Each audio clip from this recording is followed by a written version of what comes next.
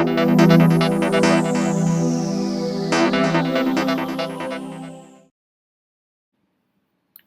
Hind, welcome to bio affairs.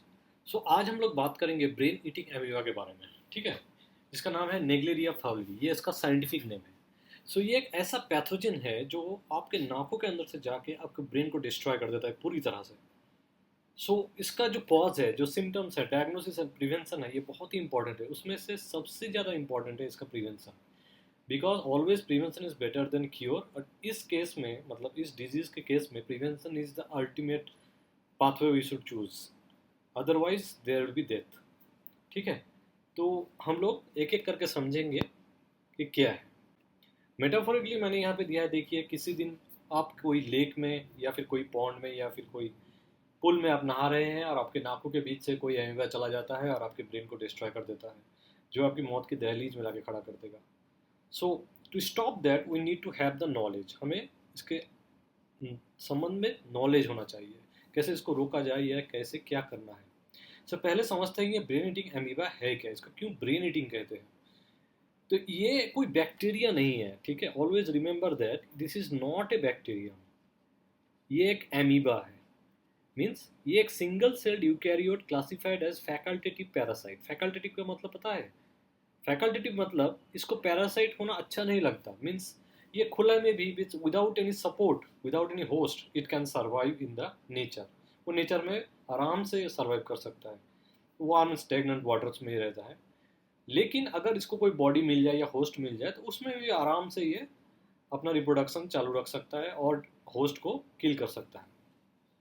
इसका मतलब ही है facultative parasite. It is a parasite, amoebic in nature. इसको amoeba कहते हैं, नॉट बैक्टीरिया, नॉट वायरस। ठीक है, इसको याद रखिएगा।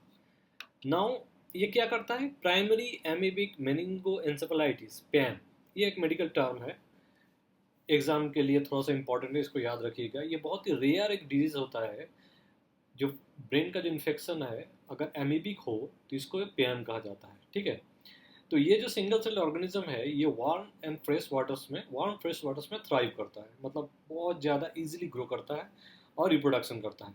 और ये कहाँ से जाता है? एक्सक्लूसिवली नेसल कैविटी से ही अंदर जाता है। ठीक है, और कहीं से नहीं जाता ये। Only possible way is the nasal cavity. इससे ब्रेन बहुत नज़दीक है और ये ब्रेन में जाके अपना काम करता है। नाउ इसका जो साइंटिफिक नेम है, इट इज़ नेग्लेरिया फाउलेरी। ठीक है, हॉट स्प्रिंग्स में, पुअरली मेंटेन स्विमिंग पूल्स में और लेक्स में ये अवेलेबल रहता है। मतलब आप इसको देख नहीं पाएंगे, लेकिन आपके during your bath it will get enter through your nose. ठीक है, it is the problem with this pathogen. अब एक मिसकॉन्सेप्शन है कि ये ब्रेन को खाने के तरह यूज करता है। That is not the case. ये ब्रेन को नहीं खाता है, मतलब इसका मैंडेटरी नहीं है कि मुझे खाना ही है। जैसे कि ब्लड पैरासाइट्स, ऐसा कुछ कि मुझे ब्लड चाहिए वरना वो सर्वाइव, ऐसा कुछ नहीं है। It can survive in nature, but ये क्या करता है, ब्रेन में जाते ही नर्व सेल्स को खाने लग, मतलब खाना नहीं, डाइजेस्ट कर देता है, डिग्रेड कर देता है। तो नर्व अगर नहीं रहेंगे तो उसमें होल्स और अदर प्लग्स क्रिएट हो जाएंगे। न्यूरॉन्स काम नहीं कर पाएंगे और टोटल पेशेंट कोमा में चला जाता है। उसके बाद multi organ failure and different medical activities and patient is dead.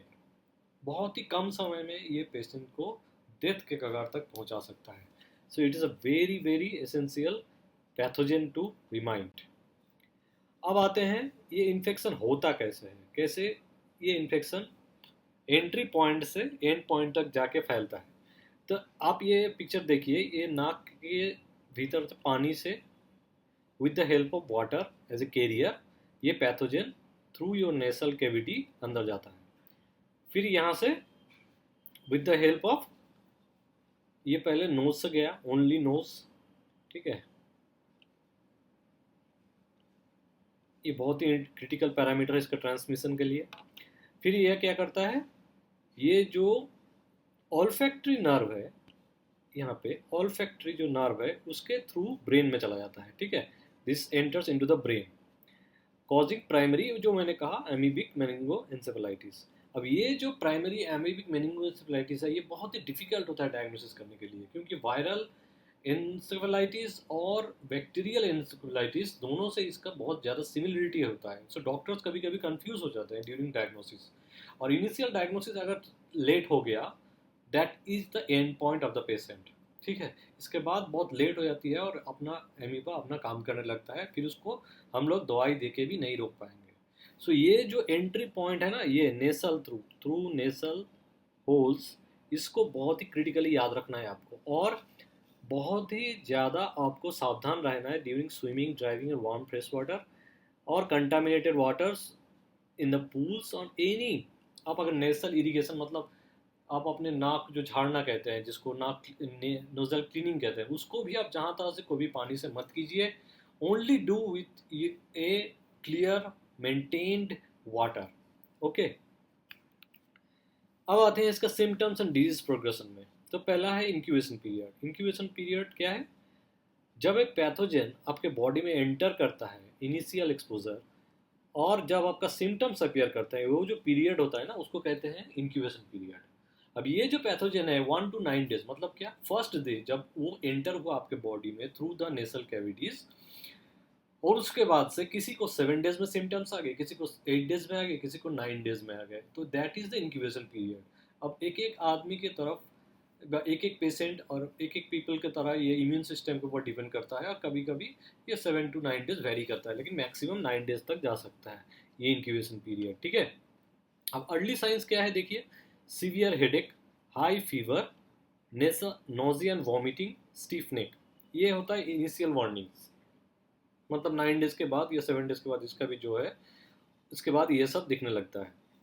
अब डॉक्टर्स इसी को कंफ्यूज कर देते हैं with bacterial and viral meningitis.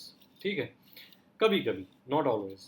Now अब एडवांस में जब स्टेज में चला जाता है ये एमीबा, इनका इसका इन्फेक्शन, तो क्या होता है, कंफ्यूजन एंड डिसओरिएंटेशन, क्या करना है क्या नहीं करना, डिसीजन नहीं हो पाता, सीजर्स होते हैं, फिट लगना जिसको कहते हैं, हेलुसिनेशंस, जो चीज़ें नहीं है वो आपको दिखेंगी, फिर कोमा एंड अल्टीमेटली डेथ। सो ये जो डेथ यूजुअली ऑकर, देखिए fatal outcome with in 5 to 12 days। So 5 to 12 days के अंदर एक पेशेंट डेथ के अंदर जा सकता है, उसका डेथ भी हो सकता है। so, कितना ज़्यादा जल्दी ये फैलता है और पेशेंट को डेथ के कगार पर खड़ा कर देता है। Very very essential to remember all this symptoms for disease progression. ठीक है, आपके ईज के लिए मैंने यहाँ पे अर्ली स्टेज और लेट स्टेज का फोटो भी दे दिया है फॉर ईज ऑफ अंडरस्टैंडिंग और मेमोराइजेशन। ना यहाँ पे मैं स्टैटिस्टिक्स दिखाना चाहता हूँ आपको कि देखिए, जब भी एक पॉपुलेशन में ये फैलता है ना, तो 97% इसका फर्टिलिटी रेट है, मतलब 100 में से 97 लोग को ये किल कर देता है। Only 3% can be survived. That depends upon the time of diagnosis और एक्शन ऑफ मेडिकेशंस।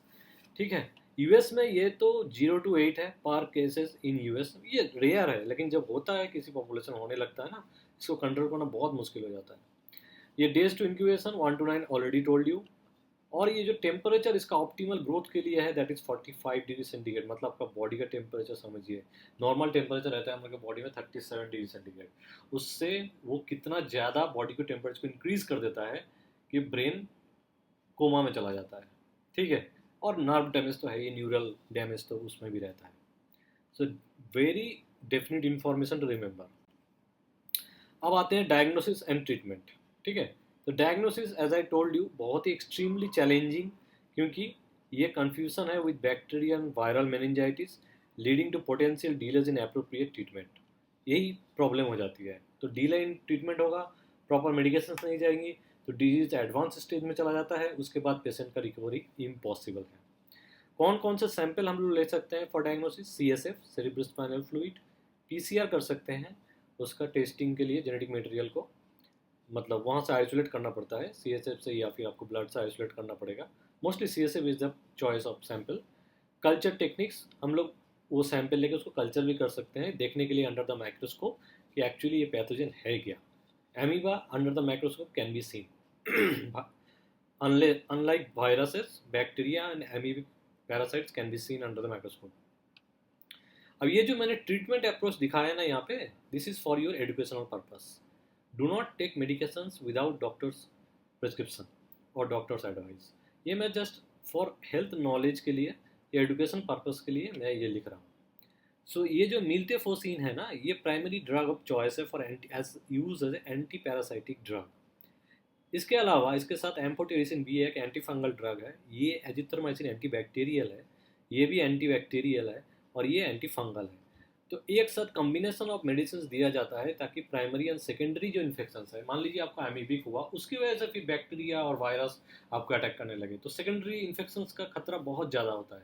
इसीलिए एक साथ anti parasitic, anti fungal and anti bacterial antibiotics को देके इसको कंट्रोल करने की कोशिश की जाती है, but it is very very very very extremely difficult.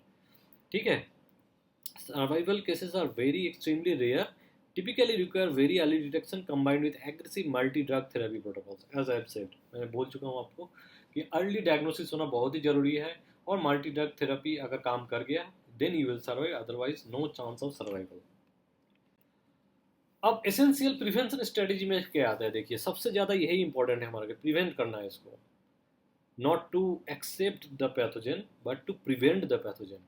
कैसे करना है, अवॉइड हाई रिस्क वाटर्स, ठीक है, stay away from warm stagnant fresh water bodies specially during hot weather when amoeba population thrive. So ये मैंने कहा आपको कि जब टेम्परेचर, उसका ऑप्टिमम टेम्परेचर कितना है 45 डिग्री, तो वाटर बॉडीज जो होते हैं स्टेगनेंट वाटर बॉडीज, उनका टेम्परेचर इजीली यहाँ तक पहुँच सकता है। सो एमीबिक जो पॉपुलेशन है वो इजीली यहाँ तक डेवलप कर सकती हैं, अपना थ्राइव कर सकती हैं पॉपुलेशन।